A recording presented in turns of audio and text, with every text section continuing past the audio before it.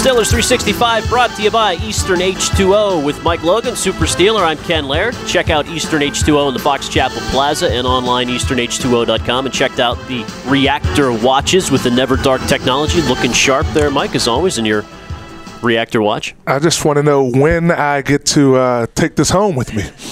We're waiting on that. We're working on the contract. Frankly, you've lost too many things we've given you in the past, and you're not trustworthy. So that is true. The Steelers lost something yesterday, and I'm not sure they're trustworthy today here, Mike. They lose a game to Cleveland. They've managed to lose to three of the worst teams in the National Football League this year, with Tennessee and Oakland thrown in there. They have some excuses to make. Are you ready to just write this one off as backup, not only backup, third-string quarterback, backup left guard, third, fourth-string running back at points in the game yesterday? You've got a right tackle now situation that's pretty dire, but maybe getting some bodies healthy. How pessimistic are you this morning? Well, I would be a lot happier if it weren't the Cleveland Browns. You know, anytime you lose to the Cleveland Browns, I mean, there's no excuse for it. Did you ever lose to Cleveland? I think I did once. One time? I think I did once in my career. And, you know, just knowing the history of this game and what it means to the Pittsburgh Steelers and our fans is the thing that hurts most about this loss yesterday. I mean, we know that the Pittsburgh Steelers are hurting right now. Obviously, with quarterback Ben Roethlisberger not being in there, it's a different football team. But it's the Cleveland Browns. They still almost lost this game yesterday after the Pittsburgh Steelers committed 8 turnovers. It's true. And Mike Tomlin has taken some criticism from various pundits and some fans as well for being a little too reactive with his running backs and pulling them out, almost vindictive. It's a little bit Pop Warner, you know, to be was it too childish? Should he have stuck with the guy? You don't see him do that at other positions. I mean, if a lineman has a holding penalty, they don't get yanked out of the game. But at the same point, I think this is a symptom of the whole season. They've been trying to find a guy, and nobody has quite stood out to them completely yet. Right, and I think that's the problem in itself right there. No one has separated themselves from the leaders to the backups to the starters. They've all come in and kind of been like role running backs. You don't know how healthy Rashard Mendenhall is in. He's not battle tested. This whole season, he's not had an opportunity to come in and say, I'm the guy, this is going to be, I'm going to reclaim my starting spot. Then he's not been hit hard all training camp. You come into the season, it's a guy who had a fumbling problem early in his career, so you don't know how much you can trust him. Then you have guys behind him that really haven't had the experience to be the starter. And I think Coach Tomlin just kind of panicked in that situation. He didn't want it to start, being a tumbleweed downhill. But that's what happened. Every guy he put into the football game fumbled the football.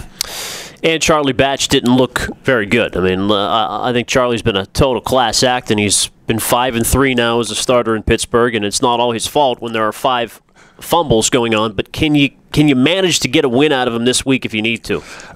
We all know Charlie's history. He's been here a long time. But he hasn't been on the field and really challenged to the point where we're able to evaluate him. He comes in preseason, namely the end of the preseason and the end of football games. He's not playing against the top talent out there in the preseason. Now, we can go back a couple years and look at, how he was able to come in and get a couple victories when Ben Roethlisberger was out at the beginning of the season. But he hasn't had that true test of time where he's been in the fire and been able to go out and have success.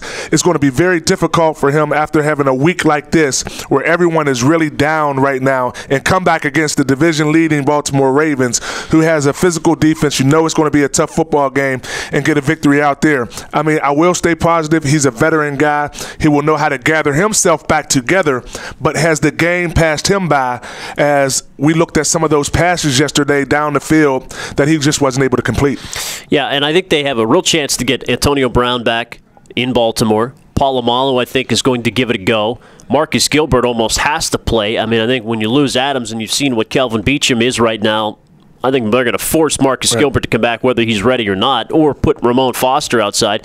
That plus maybe Ben Roethlisberger. I mean, in a pretty short order, you get 3 or 4 those guys, as a big name, that could change the whole deal. Oh, that can definitely change the whole deal. And I think Antonio Brown coming back will be, a great outlet for Charlie Batch if he is the starter out there, because he's able to throw those little intermediate passes and those short passes, and Antonio Brown can make a guy miss and take it all the way. And that's what we've known Charlie to do. Throw the little check down passes, throw the little intermediate passes. I'm surprised that they didn't just have Heath Miller as the main guy in their offensive game plan and just told Charlie, hey, listen, look downfield, maybe give a safety a look and get him to bite on something, and then hit Heath Miller underneath.